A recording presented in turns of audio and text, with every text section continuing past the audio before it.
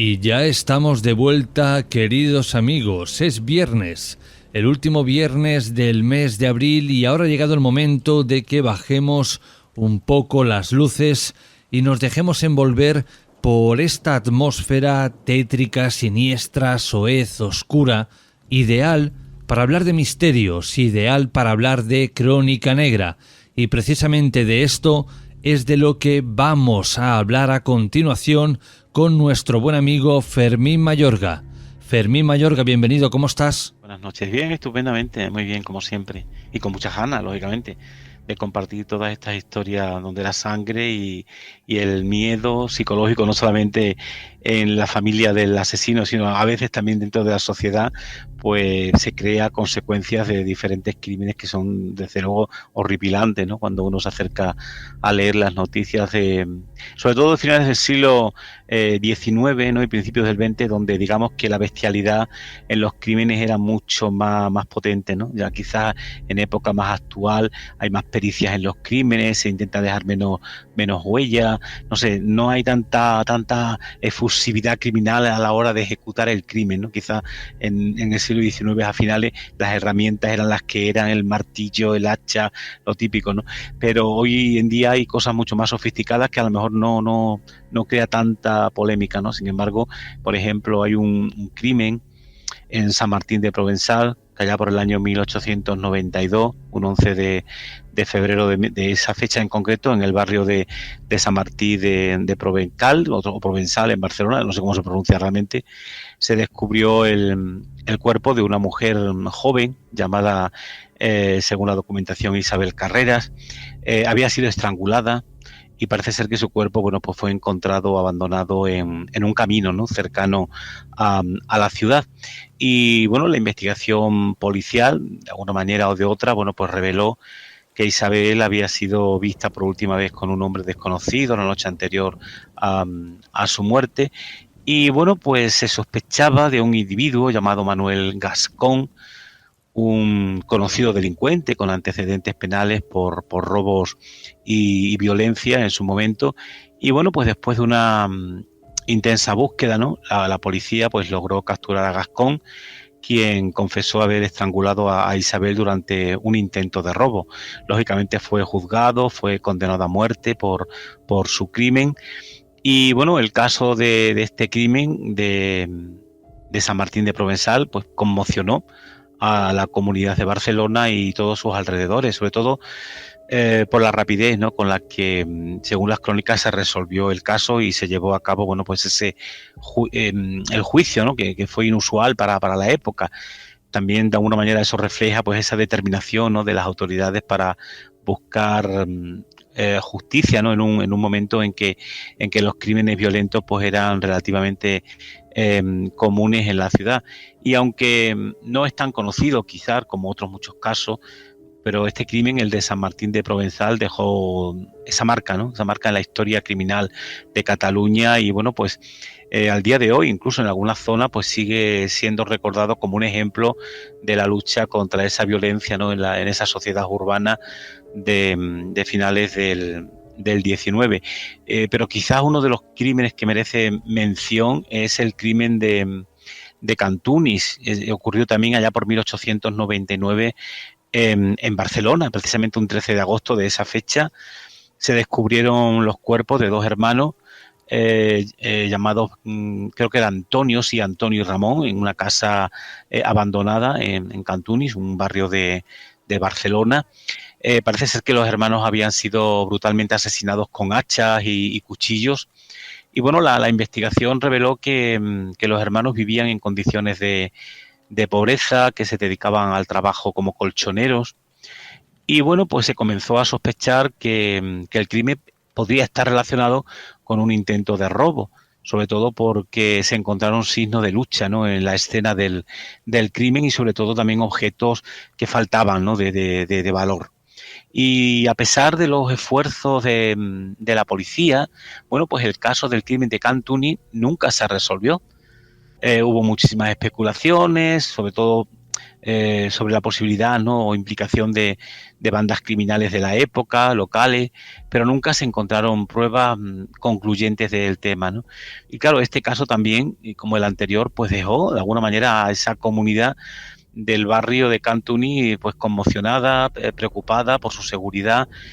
Y bueno, aunque ya ha pasado también, ¿no?, muchos siglos, muchos siglos, un siglo y pico, ¿no?, desde el crimen, el misterio que lo rodea pues ha perdurado en la memoria, ¿no?, colectiva de Barcelona, y aquella gente que le gusta el mundo de la criminalidad lo tienen que ver como eso, ¿no?, como algo interesante, donde la especulación no, suele jugar en favor de este crimen, sobre todo por eso, ¿no?, porque es algo que nunca se solucionó y nunca se pudo coger al asesino como tal, ¿no? Y de estos hay varios. Hay un caso intrigante, por ejemplo, que ocurrió también a finales del 19 en Cataluña, en la calle de Escudeller, allá por el año 1891. Precisamente la prensa lo tacha, ¿no?, como un crimen horroroso que conmocionó a Barcelona entera. Y es que en un edificio ubicado en esa calle Escudeller, pues se descubrió el cuerpo sin vida de María José Marimón, que era una joven de 17 años que había sido estrangulada y su cuerpo, bueno, pues había sido literalmente mutilado. Parece ser que la investigación, siempre según la documentación, pues reveló que María José había sido vista por última vez saliendo de un baile con un hombre desconocido, y la policía, bueno, pues sospechaba de un individuo llamado Enrique Vigas. Era un obrero que había sido visto cerca del lugar del crimen y que, bueno, parece ser que tenía antecedentes penales por delitos menores. Sin embargo, bueno, a pesar de las sospechas, nunca se pudo reunir suficiente prueba, ¿no?, o evidencia para de alguna manera acusar a Vigas, ¿no?, por el crimen. Y bueno, pues este caso también se convirtió en uno de esos misterios, ¿no?, sin resolver, notorios de Barcelona, de esa Barcelona del siglo XIX, pues dejando a la ciudad en ese estado de conmoción y de temor, creyendo y pensando que posiblemente pudiera haber más víctimas a manos de este asesino anónimo, ¿no? Y el crimen, bueno, pues de alguna manera nos sigue recordando, ¿no?, que la historia criminal de Cataluña pues a veces encierra, ¿no?, este tipo de misterio que da lugar sobre todo a muchísimas teorías y a esas especulaciones a lo largo de los años, ¿no? Pero también otro crimen impactante en su momento fue el de la calle Canuda. Es uno de esos crímenes notorios, ¿no?, del siglo XIX en Barcelona. Ocurrió un 9 de enero del año 1888 y, bueno, pues también conmocionó a la ciudad, sobre todo por esa brutalidad y la falta de resolución del caso, ¿no? Y parece ser que en esa fecha, en ese 9 de enero, un tal Francisco Cosme, que era un comerciante de Barcelona, bueno, pues fue encontrado muerto en su casa, que estaba ubicada en esta calle, en la calle Canuda. Había sido asesinado con una brutalidad extrema, siendo golpeado, parece ser, repetidamente con un hacha hasta la muerte. Parece ser que la escena del crimen fue espantosa, con sangre por todas partes, signos evidentes de haber habido una lucha también. Incluso se especuló, ¿no?, que el asesino había sido, bueno, pues extremadamente violento, ¿no?, y que de alguna manera había actuado con una ira descontrolada, ¿no? Y bueno, la investigación policial realmente no logró encontrar a ese responsable del crimen, a pesar de los esfuerzos de las autoridades. Y la atención pública que atrajo el caso parece ser bastante potente. Se interrogó a diferentes personas, a sospechosos, incluida a la mujer de Cosme, pero bueno, en ningún momento se encontraron pruebas, ¿no?, suficientes para llevar a cabo un juicio. Y este crimen de esta calle Canuda, pues también se convirtió, como estos anteriores, en uno de esos casos famosos de esa Barcelona del siglo XIX, que dejó una cierta impresión, ¿no?, duradera en la ciudad. Y aunque nunca se resolvió, bueno, pues como los otros crímenes que terminan de esta manera, pues siempre se ha especulado, las teorías siempre han estado sobre la mesa. Incluso este en concreto, pues quizás por la brutalidad, bueno, pues ha inspirado, parece ser, obras literarias, incluso cinematográficas en su momento, que de alguna manera, bueno, pues recrearon esos trágicos momentos de aquella noche, ¿no? Luego hay también un crimen muy interesante que a mí personalmente me llama la atención, que es el de Cerdayola del Vallès. Ese ocurrió el 26 de marzo de 1906 y conmocionó también a toda Cataluña, según la prensa. Fue un caso que implicó el asesinato de 3 personas.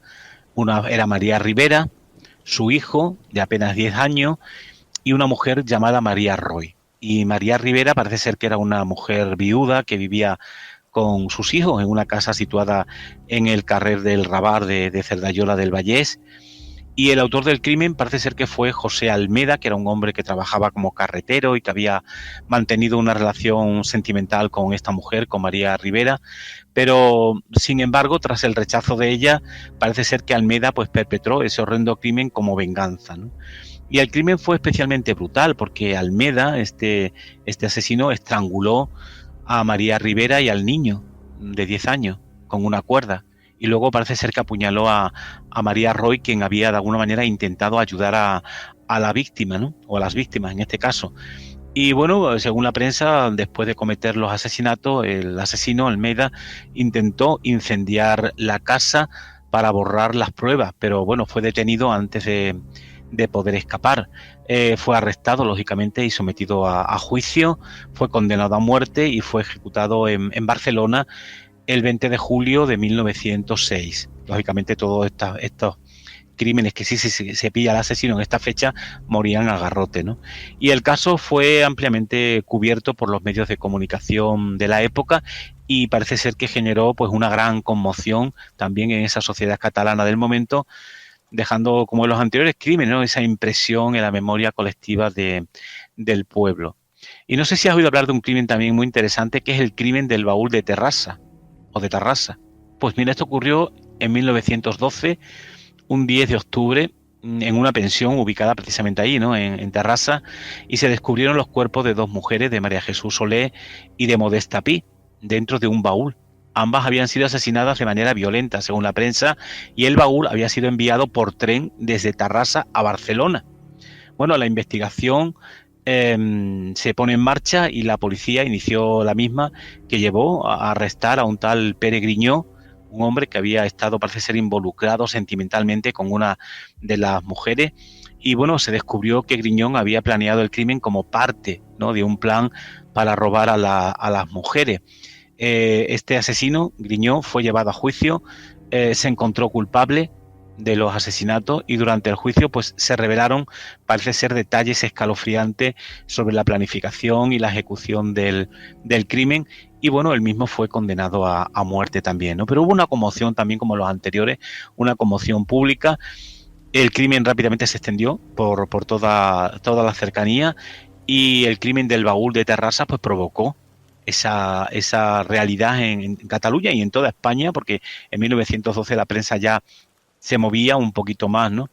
Y la brutalidad del crimen, pues combinada con esa traición de Griñón hacia las mujeres, pues de alguna manera, bueno, pues hizo que la gente realmente estuviese muy pendiente, ¿no?, y con ese miedo en el cuerpo ante lo que le podía suceder a más de una mujer, porque en este caso eran 2, pero muchas mujeres miraban hacia atrás, sobre todo en las noches, y según cuenta la prensa, muchas de ellas, bueno, pues se negaban a salir a trabajar también a los lugares de trabajo nocturnos, ¿no?, de la época.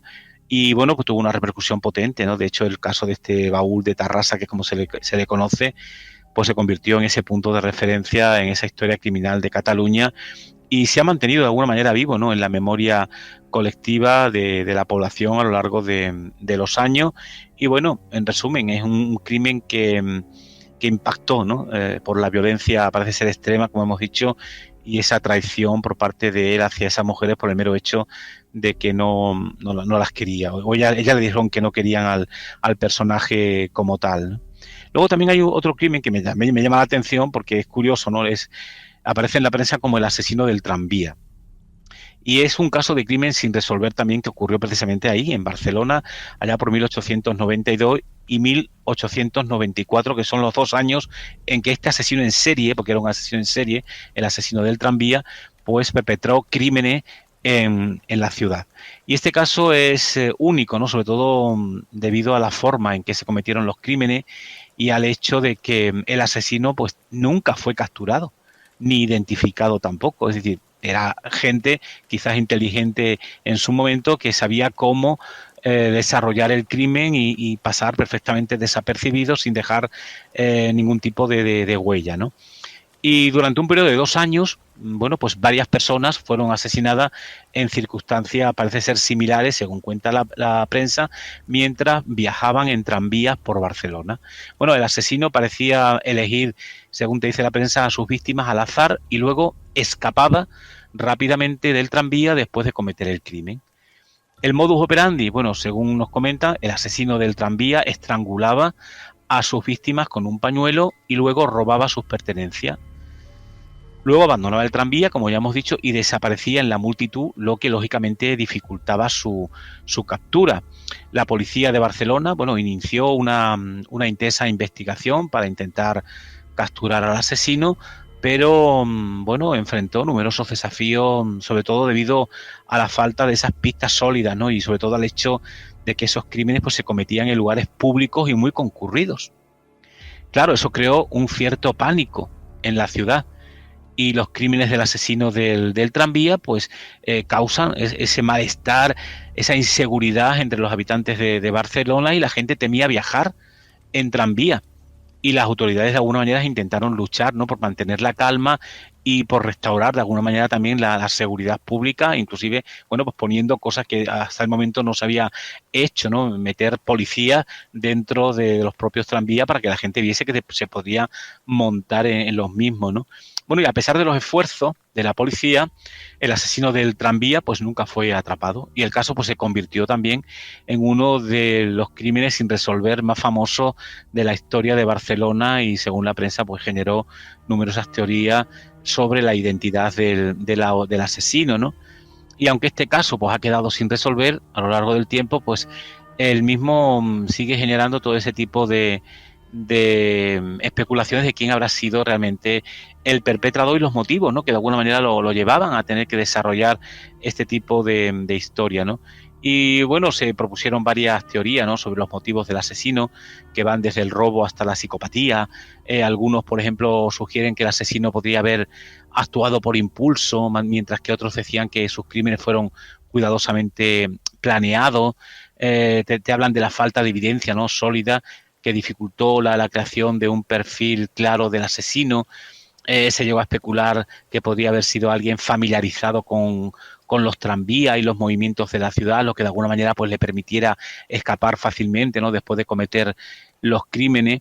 Y ahí quedaron sin resolverse esta realidad donde un asesino en serie fue capaz de pasar desapercibido, y hoy contamos el crimen, pero se fue de rosita el personaje como tal, ¿no? Y causó eso, una conmoción tremenda dentro de la población. No sé si te suena este crimen del tranvía o has escuchado algo al respecto. Lamentablemente, querido Fermín, no, porque aunque quizá mi voz aparente que soy mayor de la edad que tengo, aún soy bastante joven, y por aquella época yo aún no rondaba por el mundo, aunque antes has hablado de Cantunis, y ahí sí que me ha tocado de cerca porque mi madre se crió en ese barrio de Cantunis, un barrio que ya, bueno, pues hoy en día ya no existe, tan solo es un recuerdo de lo que fue la Barcelona de antaño. Ah, pues para que veas, ¿no ves? Luego también hay otro crimen también bastante interesante, que es el crimen de Joaquín Ferrer en la Barcelona de 1913, ¿no? Y fueron particularmente brutales también, y también conmocionaron a la ciudad, ¿no?, sobre todo por el sadismo y por la violencia, ¿no?, que se perpetró. Ferrer parece ser que tenía un modus operandi muy característico, ¿no? Es decir, se acercaba a mujeres jóvenes y las atacaba en lugares solitarios, ¿no? A menudo parece ser que después de haberlas seguido durante un tiempo. Y bueno, después de cometer los asaltos, el asesino, Ferrer, solía mutilar los cuerpos de sus víctimas de una manera extremadamente también cruel.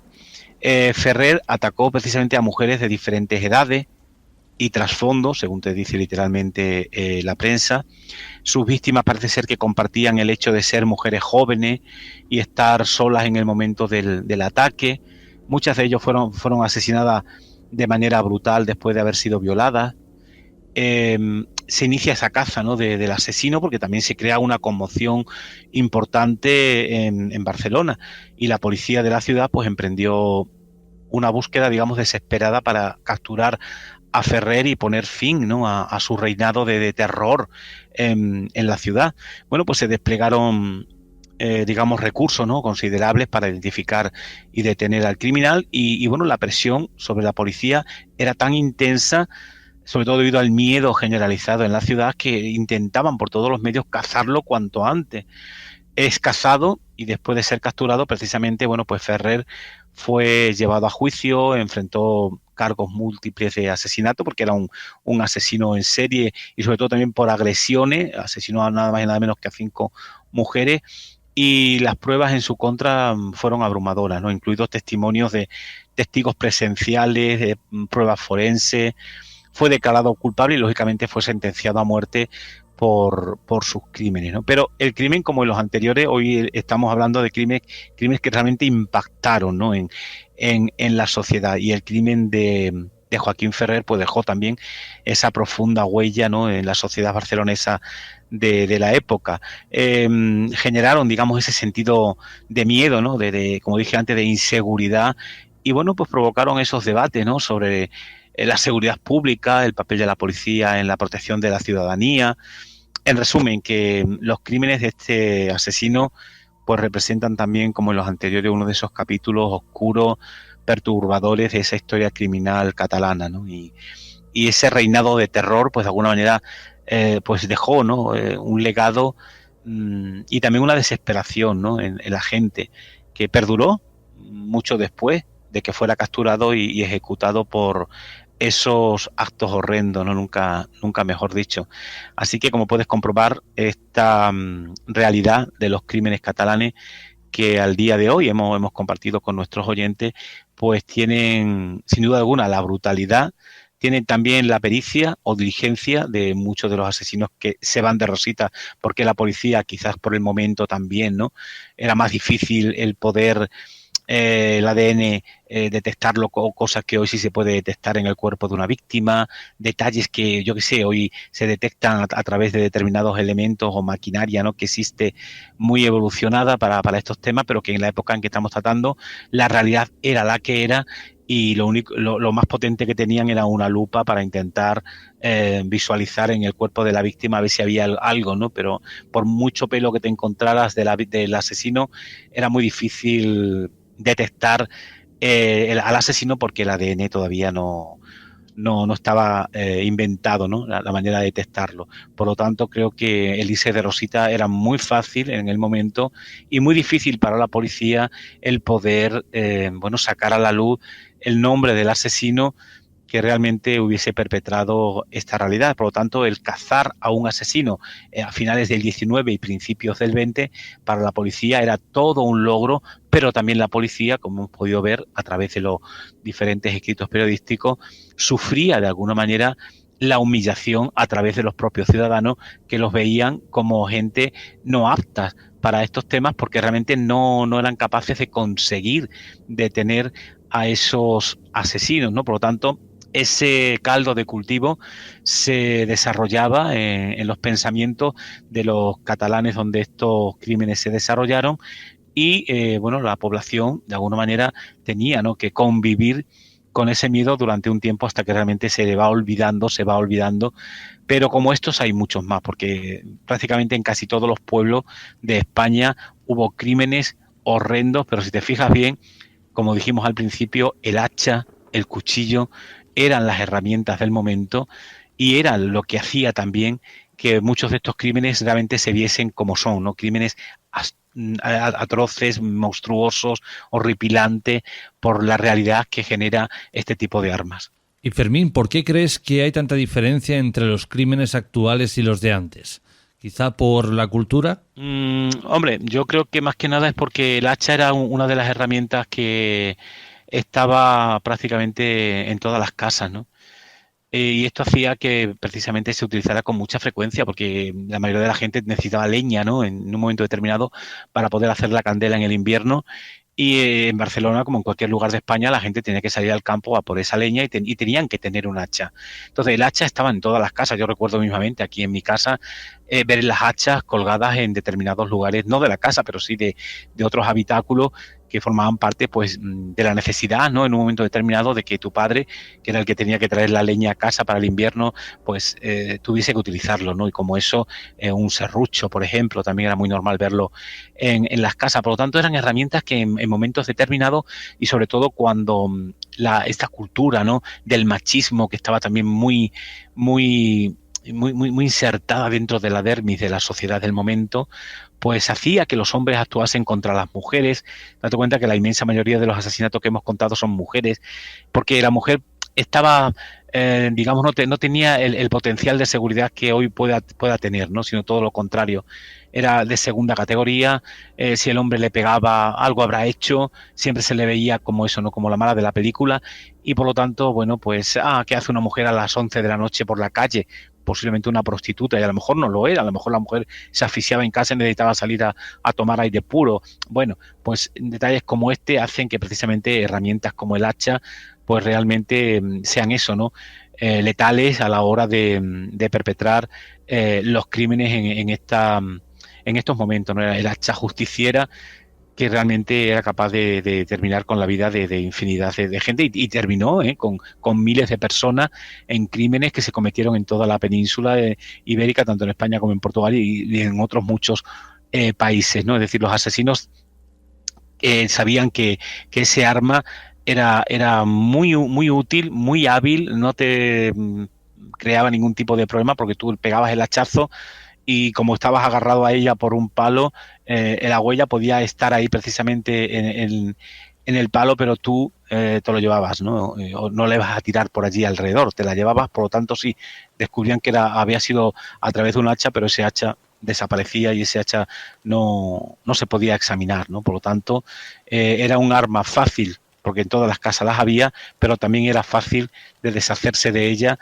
porque, bueno, pues podían en un momento determinado lanzarla a un río o no, simplemente quedarla en tu casa y nadie sabía si tú habías sido el asesino o no, porque era muy común que las hachas estuviesen en todas las casas y no ibas a ir casa por casa visualizando las hachas, ¿no? Es decir, el hacha jugó un buen papel en su momento para el tema de la necesidad de las casas a la hora de cortar la leña, etcétera, o para otros menesteres, pero también fue una gran amiga, una gran señora de estos reyes de la muerte, nunca mejor dicho, que eran estos asesinos que se dedicaban a utilizarla para crear precisamente también el impacto, ¿no? Del terror, no solamente en el hecho en sí, sino en toda la sociedad, porque eso impactaba a la gente, ¿no? Que mismamente hoy tú piensas, alguien me da un hachazo, y parece que es algo monstruoso, ¿no? Entonces, esas connotaciones las tenía este elemento. Bueno, planteo la pregunta de otra manera. ¿La incultura de la época, la incultura del momento era la que llevaba a la gente a ser tan visceral? Hombre, en esa época, lógicamente, la incultura estaba establecida, ¿no? Y más que la incultura, era a veces las necesidades o la psicopatía, en muchos casos, porque son casos que, bueno, pues realmente no había, en muchos casos, al no resolverse el crimen, no había ese cara a cara con el forense, ¿no? Que pudiese realmente hacerte una entrevista, como hoy se hace, por ejemplo, ¿no? Y saber cuál es tu estado físico y mental. Entonces había muchos psicópatas sueltos por la calle y había gente que se recreaba, ¿no? Como Jarabo, ¿no? Matar, es decir, para él era una realidad potente que le causaba, digamos, algo placebo, ¿no? Y bueno, yo creo que en estos crímenes de esa fecha, amén de la incultura que estaba establecida, yo no lo acercaré tanto a la incultura, porque la incultura era muy grande, pero sí a que había muchas personas que paseaban por la calle, los típicos locos, como se le llamaban en un momento determinado, y que, bueno, o la esquizofrenia, que no estaba tan tratada como hoy, ni había la medicación que hoy pueda existir, y cualquier esquizofrénico pues te puede perfectamente llevar por delante, ¿no? Entonces, todo este tipo de historias hay que situarla, yo creo, dentro de la realidad física del asesino, ¿no? Que a veces, bueno, pues podía sufrir algún tipo de brote de estas características, y esto era lo que realmente lo llevaba a actuar de esta manera, pero también sabiendo desde la inteligencia, como en muchos casos hemos visto, que tenían también pericia, porque la policía no fue capaz de dar con la mayoría de los criminales que hemos dado a conocer hoy, ¿no? Por lo tanto, la incultura yo no la pondría como elemento, ¿no? porque inculto había muchísima gente, la inmensa mayoría, y la inmensa mayoría no cometía crímenes, la cometían determinadas personas. Entonces yo creo que ahí juega mayormente el factor robo en un momento determinado, la necesidad de hambre del momento, que había que sacar adelante a la prole como fuese, esto hablando desde el punto de vista de personas que pudieran estar bien mentalmente, pero luego también estaba la otra cara de la moneda, que eran esas otras personas con esos brotes psicóticos de esquizofrenia, etcétera, etcétera, que también podían perfectamente llevar a cabo este tipo de crímenes. Como bien decía nuestro compañero Juan Rada, los asesinos españoles, al menos los de antaño, eran personas de boina, garrote, navaja y alpargata. Sí, la traición, hemos visto en uno de los crímenes, ¿no? A veces por amor y a veces por no amor, ¿sabes? A veces por lo que estamos hablando, por intereses, por deudas, por cualquier tipo de anomalías de estas características, la gente se vengaba. Es como hoy, por ejemplo, con el narcotráfico, ¿no? No existía un narcotráfico antes de estas características, pero era muy importante el dinero en las casas, y si tú te habían dejado un dinero y no lo pagabas, a veces esto equivalía a que las represalias iban a estar ahí, ¿no? Por lo tanto, has puesto un buen ejemplo, lógicamente, pero situándonos en la época y en la manera de pensar del momento, pues lógicamente todos estos factores, aunque el hombre llevase boina, pues era capaz de perpetrar este tipo de atentados, ¿no? A veces también los celos también jugaron una mala pasada en muchísima gente, ¿no? Que un día vamos a hacer un programa sobre este tema, sobre crímenes y el mundo de los celos, y cómo han dejado también la huella ahí indeleble en muchísimos lugares del país. Pero sí, España, como en todos lados, esta realidad pues se vivió potentemente y hizo que, bueno, pues se escribiese mucho sobre ello, y que también la gente pues llegase a tener esa conmoción, ¿no? Ese miedo, ¿no? En las poblaciones que, como reitera la prensa, era una realidad, ¿no? Y también ese desprestigio de la propia policía, ¿no? Quizás porque era un poco más complicado el poder detener a un asesino, y todo esto, bueno, pues hacía que muchos asesinos realmente supiesen, ¿no? Que a veces se podían ir de rosita simplemente como por ejemplo el asesino del tranvía, ¿no? Que hemos conocido, pues porque no había la pericia que a lo mejor hay hoy en muchísimos aspectos, como hemos indicado anteriormente, ¿no? Querido Fermín, como siempre es un placer aprender de tu sabiduría, de tus conocimientos. Un abrazo y hasta la próxima.